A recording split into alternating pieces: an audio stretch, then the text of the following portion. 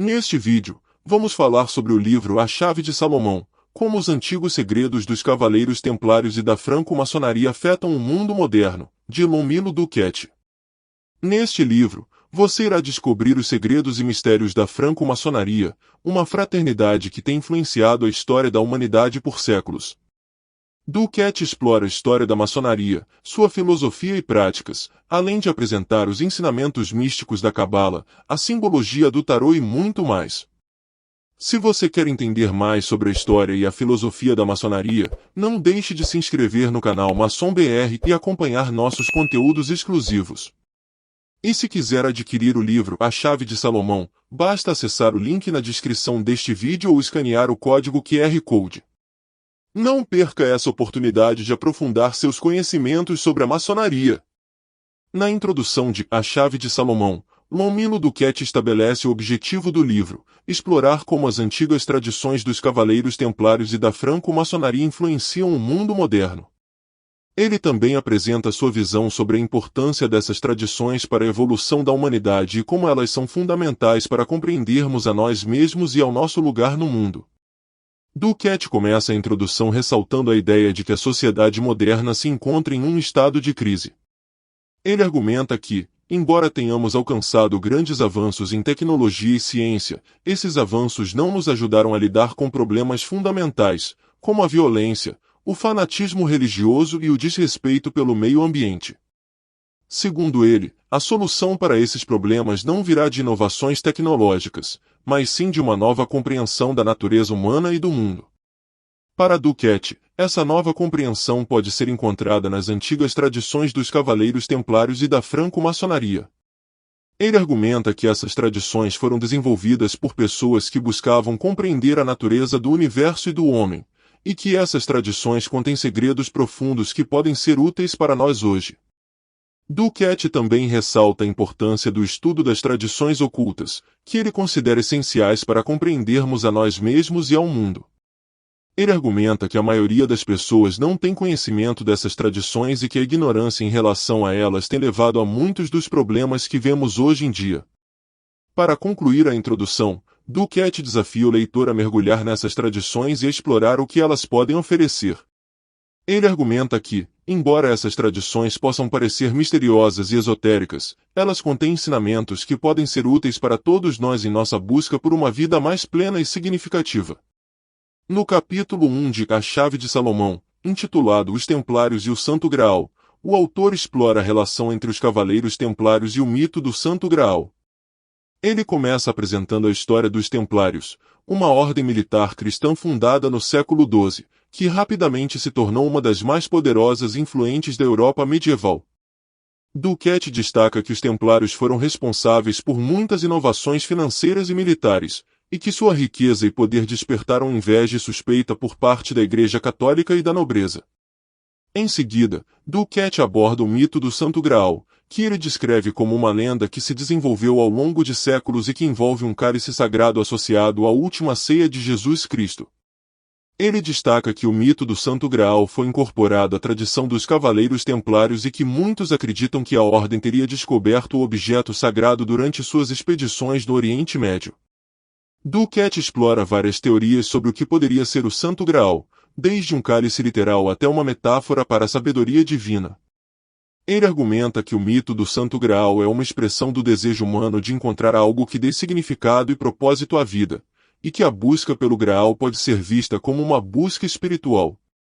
O autor também destaca que o mito do Santo Graal foi utilizado por muitos grupos ao longo da história para justificar suas próprias agendas, desde os Cavaleiros Templários até os nazistas.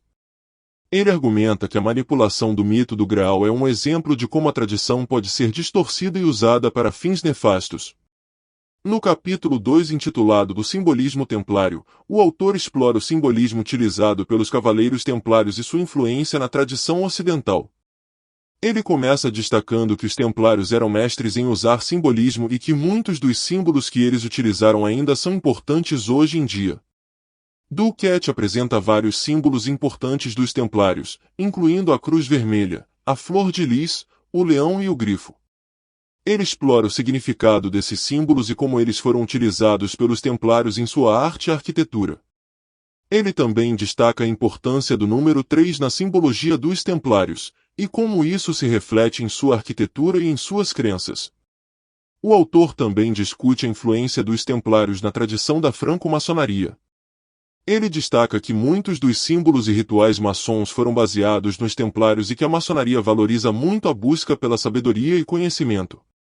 Ele argumenta que, assim como os Templários, os maçons utilizam símbolos para expressar conceitos complexos e que a tradição maçom tem muito em comum com a tradição dos Templários.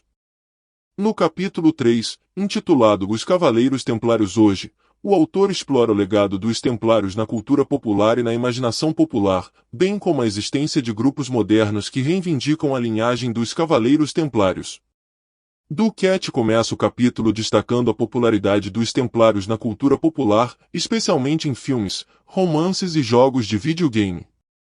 Ele discute a influência dessas representações nos mitos e lendas em torno dos Templários e argumenta que eles continuam a fascinar as pessoas até hoje. O autor também apresenta vários grupos modernos que reivindicam a linhagem dos Templários. Ele explora a história e as crenças desses grupos e destaca como eles reinterpretam a tradição dos Templários para se adequar às suas próprias visões de mundo. Duquette também aborda as controvérsias em torno desses grupos, especialmente em relação a alegações de racismo e intolerância. No capítulo 4, intitulado A História da Maçonaria, o autor traça a história da franco-maçonaria desde suas origens até os tempos modernos. Duquette começa discutindo as teorias sobre as origens da franco-maçonaria, que remontam à Idade Média e às guildas de pedreiros. Ele então passa a discutir a evolução da maçonaria nos séculos 17 e 18 na Europa, destacando a importância da criação da Grande Loja de Londres em 1717. O autor explora a influência da maçonaria no iluminismo e no pensamento político moderno, bem como a expansão da maçonaria para outras partes do mundo, incluindo a América do Norte e do Sul. Duquette também discute as diferentes ramificações da maçonaria, incluindo a maçonaria regular e irregular, bem como a maçonaria feminina. Ele aborda as crenças e práticas da franco-maçonaria, incluindo a ênfase na moralidade, na fraternidade e no progresso pessoal. Por fim, Duquette explora as controvérsias em torno da maçonaria, incluindo a acusação de que a fraternidade é secreta e elitista, bem como as teorias da conspiração que alegam que a maçonaria é responsável por governar o mundo em segredo. No capítulo 5, intitulado Os Graus Simbólicos da Franco-Maçonaria, o autor começa apresentando o conceito de graus maçons, que são divisões hierárquicas dentro da fraternidade. Ele explica que existem 3 graus simbólicos ou graus azuis: aprendiz, companheiro e mestre, que são considerados a base da maçonaria. Duquette detalha cada um desses graus, descrevendo os rituais envolvidos e os símbolos usados. Ele também apresenta algumas das interpretações simbólicas desses rituais e símbolos, incluindo a importância da busca pela sabedoria e da construção do caráter moral. Além disso, o autor discute a importância da maçonaria na história, destacando a participação de muitos maçons proeminentes em eventos como a Revolução Americana e a Revolução Francesa. Ele também menciona algumas das críticas à maçonaria, incluindo alegações de que a fraternidade é secreta e conspiratória. O capítulo termina com uma discussão sobre a importância dos rituais maçons na vida dos membros da fraternidade e como eles podem ajudar a moldar a personalidade e as ações dos maçons no mundo. O autor enfatiza que a maçonaria não é apenas uma organização, mas um caminho para a transformação pessoal. No capítulo 6, intitulado Os Graus Superiores da Franco-Maçonaria, o autor explora os graus superiores da franco-maçonaria, que são concedidos somente a um seleto grupo de membros após a conclusão dos graus simbólicos. Duquette discorre sobre a história dos graus superiores, destacando que eles evoluíram a partir dos graus da maçonaria do rito escocês antigo e aceito. Ele explica que os graus superiores são divididos em 2 categorias principais: graus filosóficos e graus administrativos. Os graus filosóficos são projetados para ajudar o maçom a desenvolver uma compreensão mais profunda dos ensinamentos da maçonaria e a se aprofundar em questões espirituais e filosóficas. Os graus administrativos, por outro lado, se concentram em treinar os maçons para assumir papéis de liderança dentro da organização. Duquette analisa alguns dos graus superiores mais conhecidos e suas respectivas histórias, incluindo o grau 18, Cavaleiro Rosa Cruz, o grau 30, Cavaleiro Kadosh, e o grau 33, Soberano Grande Inspetor-Geral. Ele também discute as diferentes interpretações que os maçons têm sobre esses graus e seus significados. Além disso, Duquette fala sobre algumas das críticas que a franco-maçonaria enfrenta em relação aos graus superiores, com algumas pessoas alegando que eles são secretos e possivelmente sinistros. Ele esclarece que, embora alguns dos rituais e ensinamentos possam parecer misteriosos, eles são baseados em princípios filosóficos e éticos. O capítulo 7, intitulado A Cabala, o autor começa com uma introdução às origens e à história da Cabala, desde sua origem na tradição judaica até sua influência na alquimia, filosofia e esoterismo ocidental. Duquette então descreve os principais conceitos da Cabala, incluindo as 10 emanações, ou Sefirot, que representam diferentes aspectos da natureza divina e o caminho da ascensão espiritual. Ele explica também a importância da linguagem hebraica na Cabala, com suas letras e números tendo significados simbólicos específicos. O autor discute ainda as práticas cabalísticas, como a meditação e a visualização, bem como a importância da ética na Cabala. Ele também apresenta algumas das figuras importantes na história da Cabala, como Isaac Luria e Aleister Crowley, e explora a relação entre a Cabala e outras tradições místicas e religiosas, incluindo a maçonaria e o cristianismo. O capítulo 8, intitulado Os Caminhos da Árvore da Vida, o autor começa explicando que a Árvore da Vida é um diagrama da criação do universo, que representa tanto as diferentes forças e aspectos de Deus, quanto a jornada da alma humana para a iluminação. O autor explica que os caminhos da Árvore da Vida são como pontes entre essas diferentes esferas de existência, e que a jornada ao longo desses caminhos é uma forma de trabalho espiritual que pode levar ao autoconhecimento e à conexão com o divino. Duquette também discute as diferentes interpretações dos caminhos da Árvore da Vida, que variam entre as diferentes tradições espirituais e escolas de Cabala. Ele discute a importância dos diferentes sefirotes, esferas, e suas correspondências com aspectos do universo e da consciência humana, bem como as diferentes combinações de caminhos que podem ser percorridas.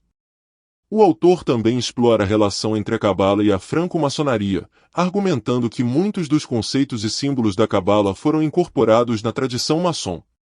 Ele examina a maneira como esses ensinamentos são transmitidos nos graus maçons superiores, e como a compreensão dos caminhos da Árvore da Vida pode ser uma parte importante da jornada iniciática na franco-maçonaria. Por fim, Duquette oferece algumas reflexões pessoais sobre a importância da Cabala e dos caminhos da Árvore da Vida em sua própria vida e prática espiritual. Ele enfatiza a importância do equilíbrio entre os diferentes aspectos da existência e da busca pela iluminação, bem como a importância da conexão com a comunidade espiritual e a tradição. No capítulo 9, intitulado Os Demônios de Salomão, o autor apresenta ao leitor uma visão geral sobre a evocação dos 72 espíritos mencionados na obra A Chave de Salomão. O autor discute as origens e a história desses espíritos, que são derivados de fontes antigas, babilônica e egípcia. Duquette apresenta o método de invocação dos espíritos de Salomão, que envolve um ritual complexo e detalhado, bem como as várias formas como esses espíritos podem ser evocados. Ele explica como cada espírito é associado a uma entidade específica e quais são suas características distintas. O autor também explora as várias maneiras como esses espíritos podem ser utilizados, incluindo o uso em magia e na resolução de problemas. No entanto, o autor alerta os leitores sobre os perigos da evocação desses espíritos, enfatizando que essa prática deve ser realizada apenas por indivíduos experientes e adequadamente preparados. Ele também destaca que a invocação de espíritos pode ter consequências indesejadas e que é importante ter cuidado ao trabalhar com essas energias. No capítulo 10, intitulado A Magia do Caos, o autor explora a magia do caos e seu papel na magia moderna. Ele começa descrevendo a definição de magia do caos como um processo de mudança de consciência por meio do uso de símbolos e rituais pessoais. Ele explica que o caos é uma força natural que pode ser usada para alcançar a iluminação, e que a magia do caos se concentra em trabalhar com essa energia para realizar mudanças positivas na vida. Duquette então explora os princípios básicos da magia do caos, incluindo a importância de criar e usar símbolos pessoais, a técnica de sigilo para manifestar desejos, e a importância de abraçar o caos e a incerteza em vez de temê-los. Ele também fala sobre como a magia do caos se relaciona com outras tradições mágicas, como a cabala e a alquimia. O autor também descreve algumas das técnicas utilizadas na magia do caos, como a técnica do caos gnóstico e a técnica do vórtice do caos. Ele também fala sobre como a meditação e o trabalho com sonhos podem ser usados para fortalecer a prática da magia do caos. Ao longo do capítulo, Duquette enfatiza a importância de experimentar e encontrar o que funciona melhor para o praticante individualmente. Ele incentiva os leitores a abraçar sua própria individualidade e criatividade na prática da magia do caos.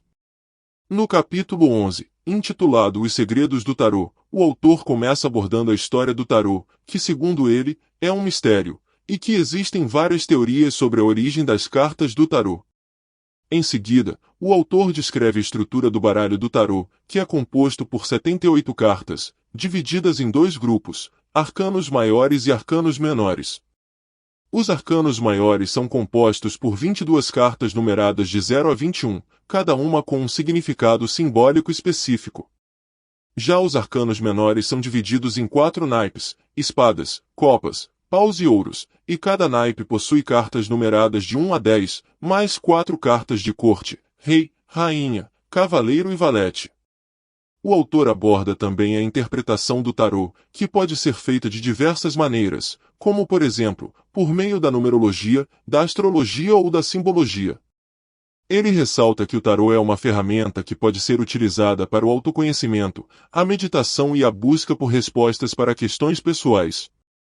O autor ainda apresenta algumas cartas do tarô e seus significados, como por exemplo, o louco, a torre, a estrela, a justiça, entre outras. Ele também comenta sobre a relação entre o tarô e a cabala, afirmando que ambos possuem conexões simbólicas e podem ser utilizados em conjunto para o desenvolvimento pessoal. Além disso, o autor apresenta algumas técnicas de leitura do tarô, como a leitura de 3 cartas e a leitura em cruz, e dá algumas dicas para quem deseja se aprofundar no estudo do tarô, como por exemplo, estudar as obras clássicas de autores renomados no assunto. No capítulo 12, intitulado O Mistério da Arte Real, o autor conclui a obra fazendo reflexões sobre o legado deixado pelos Cavaleiros Templários e pela franco-maçonaria, e como esse legado continua a influenciar o mundo moderno. O autor ressalta que, apesar de toda a especulação e teorias da conspiração que cercam essas organizações, o verdadeiro mistério está em sua busca pela sabedoria e iluminação espiritual, que sempre foi o objetivo principal dos Cavaleiros Templários e da franco-maçonaria. Duquette aborda ainda a questão da simbologia presente nas tradições maçons e templárias, ressaltando que ela não deve ser vista como algo misterioso ou oculto, mas sim como um meio de transmitir ensinamentos profundos e universais de forma alegórica.